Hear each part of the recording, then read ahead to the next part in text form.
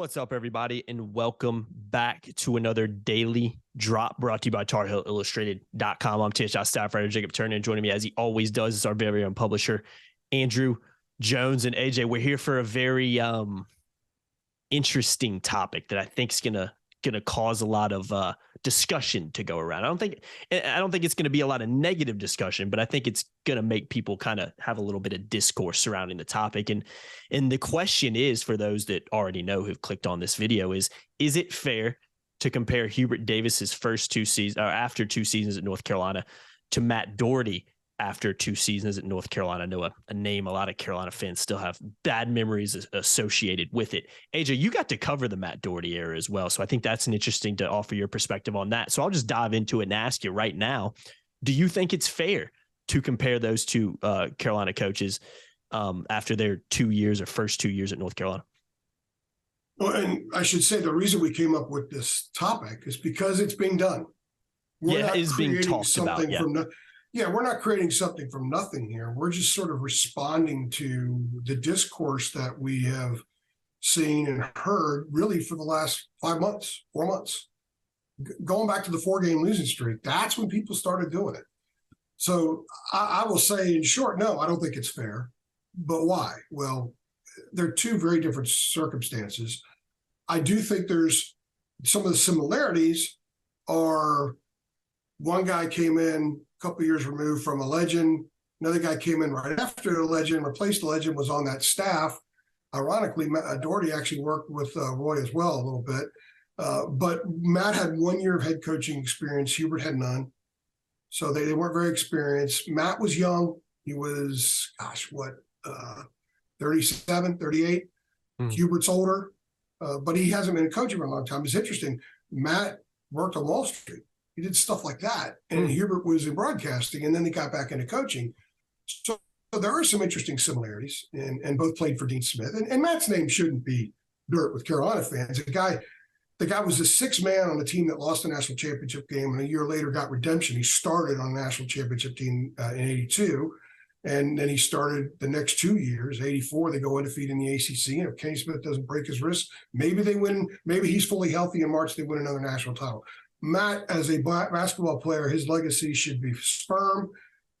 People should appreciate. To me, he was the consummate Carolina role player, one of the great role players in Carolina history. As a coach, he made a lot of mistakes. Now, I think Hubert made mistakes too, but I think they're different. Hubert's mistakes, I think, were a little bit more tactical and just kind of learning how to move the parts around some. And I do believe that a lot has been learned there. And by the way, there's nothing wrong with making mistakes. As long as you learn from them, we've all done it. I still do it. Matt's mistakes were more, not so much the tactical stuff, but the culture of the program. There were issues in the culture of the program that worsened over time. And through his second year, 8-20, they were 8-20. And that was some rough stuff some of those kids went through, and even the following year as well. So I don't think Hubert approaches losing the way Matt approached losing. Now, before I go any further, Matt was young. He was learning. So I would not want to be judged right now on the guy that I was while Matt Doherty was Carolina's head coach. So we should not judge Matt Doherty now on those things. But they were 8-20. His first year, they were number one in the country for a while. They won 16 in a row. They had Ronald Curry and Julius Peppers, by the way, on the floor. A couple of NFL guys. How many teams had NFL guys on the floor? I know, it's such a unique thing. And he was winning with that group. Mm-hmm. But they lost at Clemson the day that Dale Earnhardt died. And that was the infamous forte of basketball in the locker room and going to the league, man. And then they lost their last 5 Sundays. I sat on the baseline, the ACC championship game that year, when that was a troubled team on the floor. And it was a disconnected group. Some of the guys didn't like each other. I didn't think that the culture being fostered in the program helped situations like that. I think it sort of fueled it a little bit more. In Hubert's case, I think it's the complete opposite. I think Hubert is a big-time lover and hugger. He's going to lather you up. And maybe a combination of both would be the best approach for a head coach. But it's interesting, though, that I think Hubert's foundation gives you the belief there could be a future. By the end of the 8-20 season, I covered 20 of those 28 games, and I covered 30 of the 33 this past year. The reason I didn't cover 3, that was a tournament in Portland, and I stayed back because the NC State football game. So I covered 50 of the 63 games these two teams played. I do think you can make a strong, strong case that even with Hubert's mistakes, that the program now is in far better shape moving forward than it was at the end of the 8-20 season. It was almost a foregone conclusion. And perhaps Sean May in year 3 of Doherty was fortuitous that he broke the foot for the sake of the program, because had he not, maybe they would have won enough to get in the NCAA tournament and they couldn't have gotten rid of Matt. And then Roy never would have come back because it was all the timing lined up. So I say no simply because the way that they went about the losing, and also 8-20 is 8-20. Yeah, it's just not. We could talk about the 8-20, some of my memories of that team and some of the unfortunate things that they did to the sport of basketball and to that uniform that year. But brutal, man. Yeah. No, I agree with you. I think I would say no as well. I think it, like you said, I can see why people have maybe brought up the discussion, because it's kind of like, well, it's just kind of low hanging fruit in lack of better. Okay, Matt Doherty came in, replaced the legend, and then he struggled, and then he left, and they won a national championship under Roy. Hubert replacing a legend, had a really good first year. Okay, now he struggled, and I can't really say it a great for him. Maybe the national championship game was great, but it wasn't a great basketball team throughout that whole year, and really struggled a lot last year's too when the expectation was a little bit higher. I think one of the biggest differences to me, AJ, though, is Hubert Davis is in a situation where he doesn't have Roy Williams out there. Like Matt Doherty is struggling, and everybody in the Carolina program is like, go get Roy Williams. It's a no-brainer. Yeah. You tried to get him once, didn't come because he wanted to stay at Kansas, honor that senior class.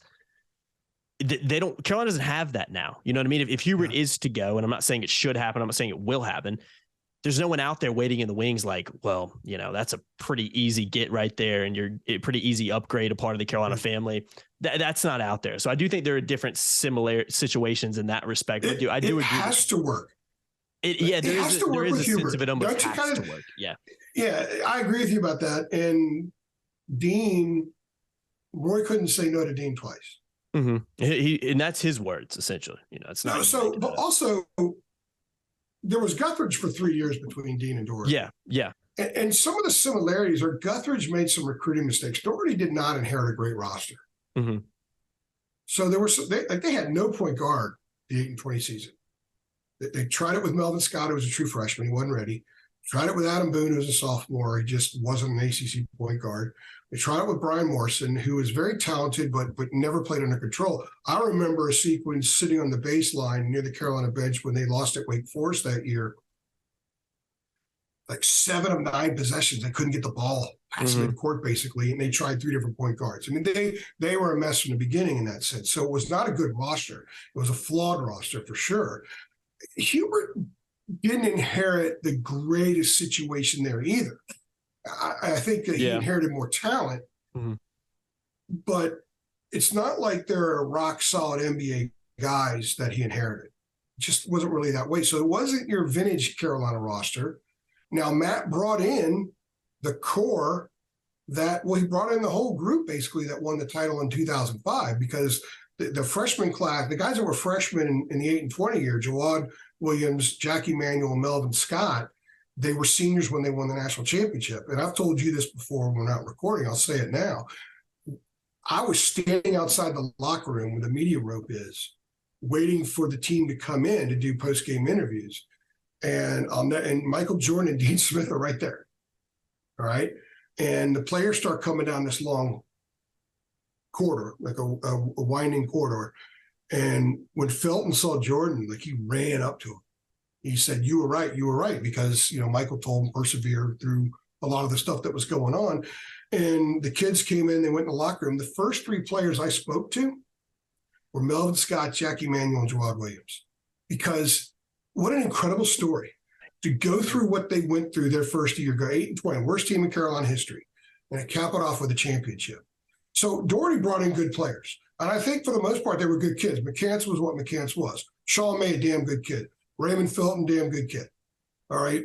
I mean, Jawad Williams, Jackie Manuel, Melvin Scott, you want guys like that represent your school.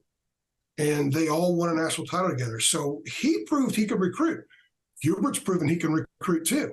Now, Doherty didn't have the immediate portal assistance that Hubert's had. What if Hubert didn't have access to Brady Manick in his first year? It's true. So how would things have played out?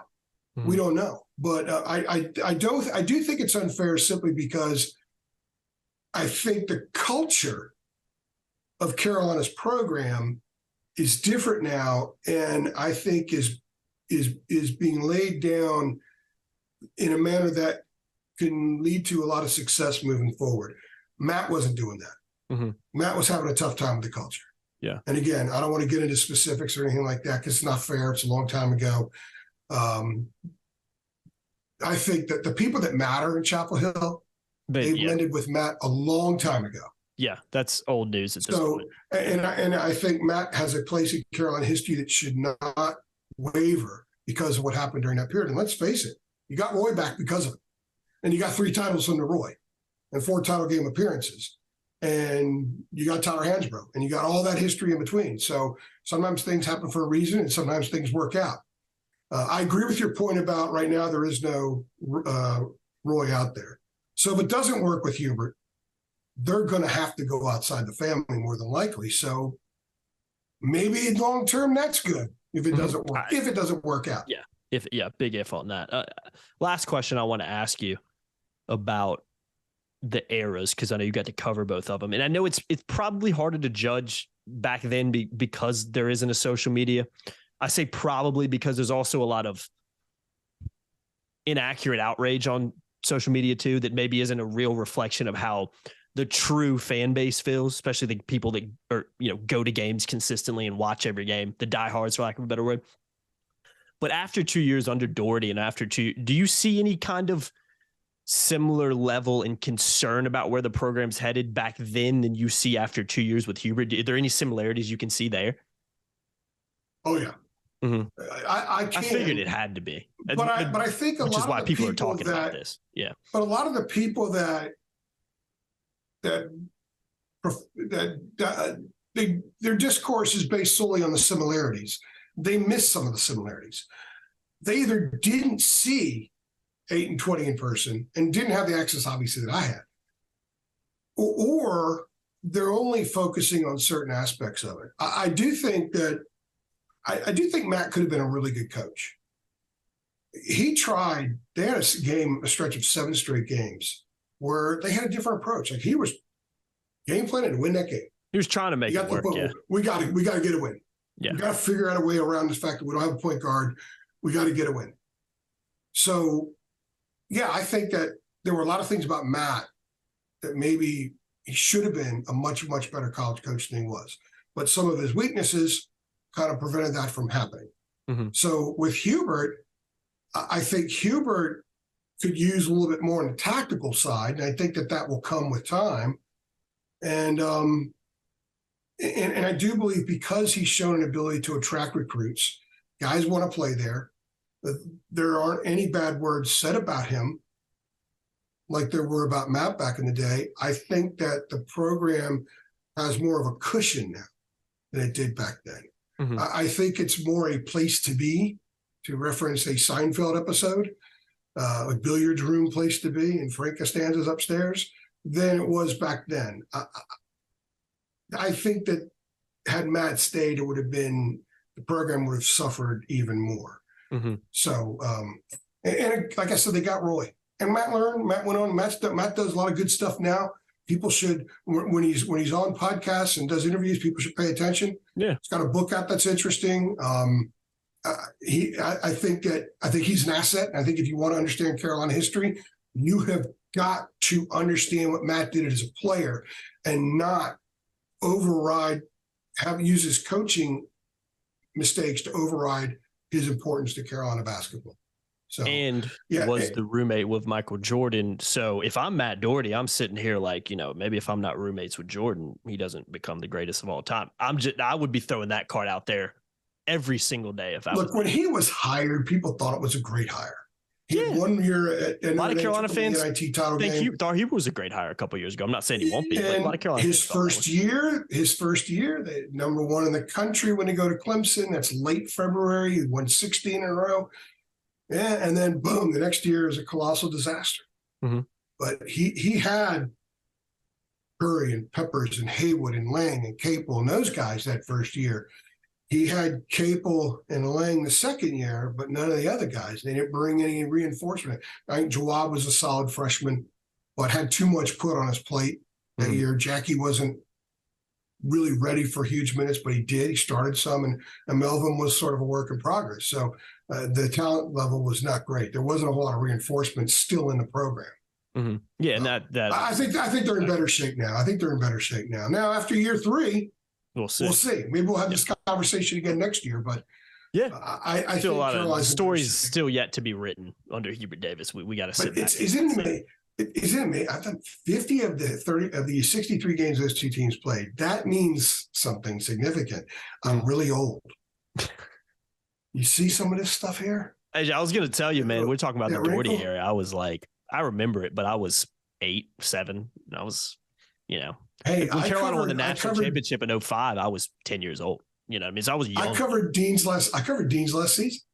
I know, and that's awesome. I covered the 3 Guthridge. Covered Mac Brown, under there, some of their. I covered Mac the first time at the end too. You've been around the block a couple times, as they say, AJ. It means I'm old. Yeah, I guess so. But wise means you're wise too, right? I guess it makes me a boomer, right? Isn't that what y'all say? Oh, you young whippersnappers? Yeah. Yeah, I guess you are a boomer, man. I haven't really thought about that yet, but I got called boomer a couple of times on Twitter. I'm like, whatever. If that's the worst thing you're called on Twitter, AJ, then you've done a pretty damn good. I was about to say you did a pretty good job. Called a lot worse. I can only imagine. It starts at my nose. My daughter's good at reminding me. She's good at reminding me of the toucan nose I got those. I had some guy tell me I didn't know anything about Carolina because I had braces one time. And I was like, really? Yeah. I had braces back in the day. Okay, so he was this is funny. He was you remember the Louisville game, basketball, not this past year, but the year before with Caleb Love with a lot of jawing and stuff like that. You know the game. When I got hit in the head with stuff. Yeah. In Louisville, very hostile environment, to say the least. There was a bunch of Louisville fans in my mentions after the game, which usually doesn't happen with opposing fan bases. And I don't think I tweeted anything crazy. But yeah, I had one guy basically say, you don't know what you're talking about because you have braces. And I'm like, didn't know that was a prerequisite to having knowledge about Carolina. But okay, so that's one of the best ones I've ever gotten. I thought that was fantastic because I think I even responded to him, and I think he even retracted it because he knew it. Like, shout out to the couple of Carolina fans that jumped in behind me and kind of backed me up there because they did gang up on him a little bit, but it's just crazy. People just tell me I'm a Dumas. That's a reference from Shawshank Redemption. That's great, man. It's a great movie too. Great movie. Oh, top 5. A lot of people say top 5. It's definitely in my top 10. I'm in the off season. That means I'm going through my annual movies. My wife. Real quickly, AJ, we're getting out of here. I got to pull that up at some point. I want to ask you, what's your favorite movie? This is the most random question. It's Shawshank. It is Shawshank. Okay. Okay, but I made my wife watch Hoosiers. Good movie. Great movie. But my I had a cousin who was the film editor for that movie. Oh, wow. That's the hold on a second. Yeah, bring it over.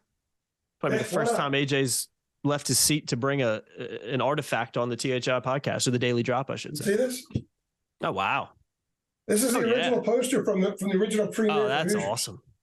That's awesome. You got to frame that thing, man. You got to put that new backdrop. Yeah, I don't know. I'm trying to figure it out.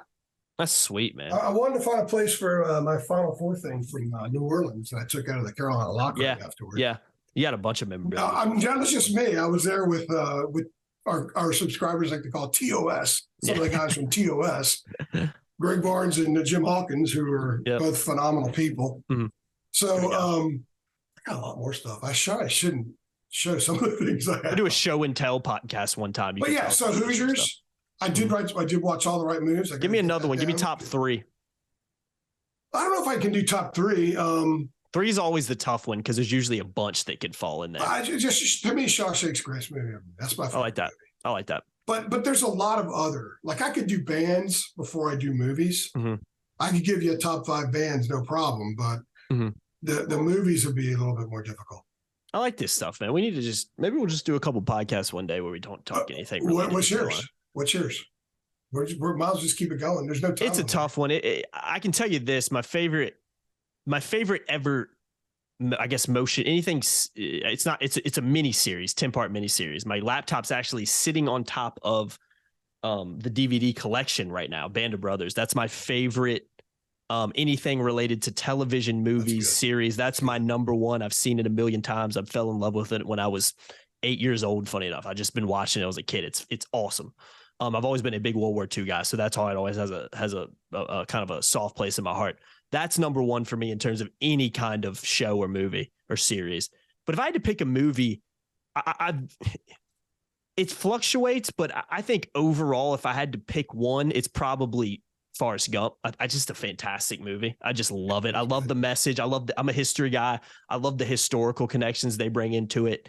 And to me, it's just a great movie, man. I've loved that movie ever since I was a kid as well. So, but I know there's some I'm missing out on that I'm forgetting about that are probably kind of close to that. Cause I think it depends on when you ask me what part of the year that number one could change, but Forrest Gump's probably, if I had to pick one that everybody knows, that's definitely number one for me. First time I went to Savannah, I went to go see the park bench. Yeah, that was one. I've been down to Savannah a few times, man. I love just going. I don't even think the bench is there. I think they removed it. Yeah, it's not even movies so much. We were talking about this earlier, but when I was driving to Florida here a couple weeks ago, I'm popping in podcasts about the Kennedy assassination. Oh man, I've been all over that as well.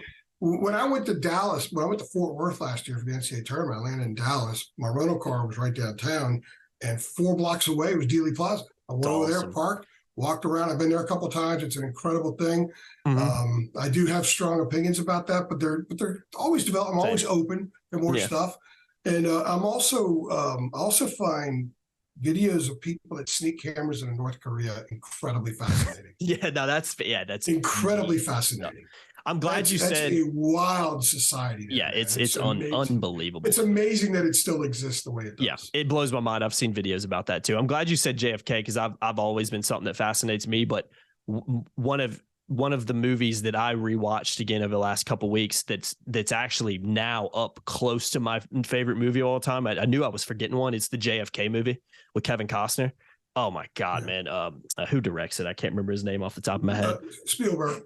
No, the JFK one. It's Spielberg. It was Oliver Stone. Oliver Stone. Yeah, just a fantastic movie. I mean, I absolutely some love of the that stuff's one. not accurate in there, but a lot of it, a lot of the stuff isn't. But just the idea and based on a fact of a true story with a lawyer who actually tried to prosecute someone for the assassination. It's very, very interesting. And I think some of the stuff they hit on is close to being right. But who's awesome in that movie is John Candy. Yes. When he's eating the crab. Yes, man. He's awesome. And Costner said, "That's stuff in your face with that crab meat." Yeah, he doesn't have a lot of lines in it too, but he's fantastic. That's what's so great about that movie. Joe Pesci, I think, is in there as well. He's great. Oh, Joe, yeah, absolutely. Yeah, he's got a huge so that one's top 3 for me right now. I think it's a fantastic Tommy movie. Lee Jones. That's an incredible movie too. Oh man, it's awesome. Okay, awesome. Top 5 bands very quickly. We'll close this out because we're not doing sports right now, but that's part of the Daily Drop. Yeah, this is like a little bit of sports radio. You never know what you're gonna. You never know what you're gonna get. You go first. We've already given you the Daily Drop, so now we're just rambling on. Yeah, you go first because I need to think about this one for a second. Well, number 1's In Excess. Big time. I love In Excess. I would say number 2 is probably The Cure. Or no, number 2 probably. Sounds like you. And David Bowie be number 3. Drama Rama number 4. And number 5, who I'm going to see again this year, is Tears for Fears. They've risen up in recent years. Okay. But my top 20 includes a lot of other stuff that's not just alternative from the 80s, early 90s. I like that. I'm gonna. U2's up there. The Smiths are up there. I've really become a big Ocean Blue fan. Love that. Time. I can sit there and if I go on a road trip, I'll pop in Bob Seger and listen to it for an hour. Seger, think twice about it. Yeah. Some old Steely Dan. I like a lot of different eras. I'll give you top 3, and I'm gonna go older era because I need to think about this one for a second. But I like older because your parents help form your musical taste. Yeah, I like older music. When I used to bartend years ago, I used to get, I had a playlist with a bunch of like classic rock, and I used to get compliments, like 200 songs. I used to get compliments all the time. I got put on by my mom and dad kind of growing up. My dad loved the classic rock vibe, so I was able to really get into that. If I had to give my favorite three kind of, I guess, 60s, 70s, 80s music bands, Rolling Stones is definitely up there. That's my mom's favorite band. I've gone to a couple concerts of them. I love the Rolling Stones. They're one that I go through phases with them where I won't listen to them a ton, but overall they're always going to be in my top five because they're just so good. I'm looking at my list right now of music because I went Jagger to has a solo album. It's one of my favorite. Oh yeah, it's fantastic. Solo album is incredible stuff. Oh yeah, if I had to pick another one, Coldplay's up there. I know that's not older, but I'm a big Coldplay guy. I've always liked Coldplay. I know they kind of came to prominence in the late 90s, but not really that era I'm talking about now. But they're definitely, if I had to pick band, and I'm not, because I come from a different generation. You got rap music and pop music and stuff like that too. If I'm leaving that out, they would more than likely be in my top five. I would throw one band that's really climbed up my rankings and is probably in my top five over the last year or two is the Steve Miller Band. I love the Steve Miller Band. Fantastic music. Good stuff. And then the one that's on the top of my head, and I know I'm forgetting some, so don't hold me to this top 3 or 4, whatever I'm putting out right now. Yeah, I've forgotten a lot too. Doobie Brothers. Love the Doobie Brothers. I think Doobie Brothers is some great music. And that one might surprise some people out there that I listen to the Doobie Brothers, but I'm telling you, I got a nice little palette of music, AJ. People are sleeping on me. So Doobie Brothers, we'll keep this going. So I went to 2 high schools in Northern Virginia. I went to Fort Hunt High School, which closed. I'm writing a book about it. Mm-hmm. And also I went to Bishop Ireton for 2 years in the middle, right? Mm-hmm. And or my first 2 years, I went to Bishop Ireton, which is a Catholic school in Alexandria. My parents figured I wasn't getting the job done in public school, so let's send them to Catholic school. Didn't quite work out there. So we played a basketball game at Manassas Park High School. And in warming up, they were playing the Doobie Brothers. And we're like, what is this? We knew the music, but warm up to basketball to the Yeah. Well, we beat them by like 35 or something like that. But that has stuck with me. Every time I hear the Doobie Brothers, I think of that. We're warming up to the freaking Doobie Brothers. That would be weird for me. I can't imagine warming up to them. They're a great band. They've got some exciting songs, but no, in terms of getting pumped up. Warming up to them in basketball? They would not be on my list. I mean, we played a lot of cool places. We played, we played all those DC Catholic schools. Yeah. Which is a great conference. So most of them had pretty good stuff for bands. A lot of public schools back then did bands. They play some of the contemporary popular music at the time. But, this was well after the Doobie Brothers songs had come out. And we're like, man, these guys are stuck in time out here in Manassas. Yeah. Oh, I can imagine, especially back then. Now Manassas is all blown up and just all part of the DC Metro. I'll throw one more your way, AJ, because this is a band that, to me, I know they weren't around but for a few years, but in terms of a band that just rarely missed when they were around, CCR. CCR is definitely up there for me as well. Yeah. Big C. I mean, you talk about just guys. Born in a Bayou, such a good song. Swinging a home run, never a swing and a miss. I mean, I know they cover a lot of blues songs. John Fogerty did the center field song. Yeah, that's a great song as well. One of the greatest baseball songs, I guess, of all time, if not the greatest baseball song of all time. You have to hear it at every ballpark. Yeah. Oh God, man. It's just every time I hear that song, I think of like the Sandlot movie or something like that. It has a little nostalgic kind of good old days baseball vibe to it. So. I mean, we could probably sit here and list honorable mention. I'll do Bob Dylan. I know that's going to throw people off, but I went down the Bob Dylan rabbit hole about 4 or 5 years ago. And don't get me wrong, there's a lot of songs of his I don't like, but you talk about a guy who just changed music and what he did back in the 60s and 70s and how he evolved over the years. I mean, he's still making music right now, which is amazing, although I'm not a huge fan of it. But a guy that, for me, when I learned more about him and how he influenced the musical generation and the peers that he was around, so many people like kind of listed him as the guy that inspired him, and how many people have done covers of his songs and stuff like that. I got to throw him in there as well. And he's not really a band, I guess. I mean, he has different people who play with him, but he's on that list as well. But don't get it wrong. He also has a lot of songs I'm not a huge fan. I'll throw in 2 that I haven't seen. The other night saw my 80th band. The Cure, my wife and I are going to see The Cure up in Maryland in June. That'll be my 81st band. Anyway, because I've not seen them yet, Yeah, well, I grew up in the DC area, and there's just so many places to see. Every year you see a band, just drive down. I've seen so many great bands up there. Absolutely, they're all over the place. But I love Led Zeppelin. Yeah, Led Zeppelin's good. I'm going old school there with that. But I'll tell you, I in my top 10 would be Brian Ferry and Roxy Music. It was Roxy Music for a long time, the Brian Ferry solo stuff, and just the whole catalog going back to the early 70s right up to now. I mean, he just toured 2 years ago. And I wanted to go, but it was COVID era, and I think he was in DC in August, and I couldn't miss any August football stuff. I had to be in tune with everything, so I hear you, man. Afford to go away and go see him. But I could pop in some Brian Ferry and Roxy Music right now, and not go to anything else for a couple hours, and have no problem with it whatsoever. All right, guys, let's do this. If you like my top 5 or you like AJ's top 5 better, I don't even know if I did 5. God knows how many I listed.